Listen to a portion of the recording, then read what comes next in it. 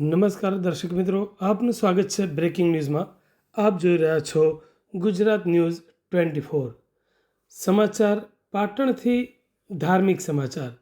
શ્રી પદ્મનાભ ભગવાનના સપ્તરાત્રિ મેળાના ઉદ્ઘાટન માટે મુખ્યમંત્રીશ્રીને નિમંત્રણ પાઠવાશે. દીપાવલીના પાવન પર્વની સાથે સાથે મેળાના આયોજનને સફળ બનાવવા પદ્મનાભ સંકુલમાં સાફ સફાઈ અભિયાન શરૂ કરાયું.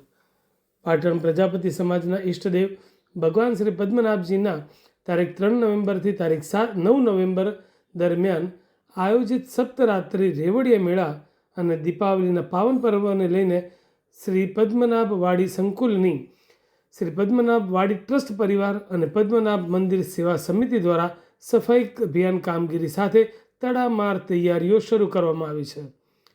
શ્રી પદ્મનાભ વાડી સંકુલની જેસીબી મશીન અને કટર મશીનથી ચાલી રહેલી કામગીરી વ્યવસ્થિત રીતે થાય તે માટે મંદિરના ટ્રસ્ટના પ્રમુખ ટ્રસ્ટી યશપાલ સ્વામી, દશરથભાઈ પ્રજાપતિ, શાંતિભાઈ સ્વામી, કમલેશભાઈ સ્વામી સહિત સમગ્ર ટીમ દેખરેખ રાખી રહી છે.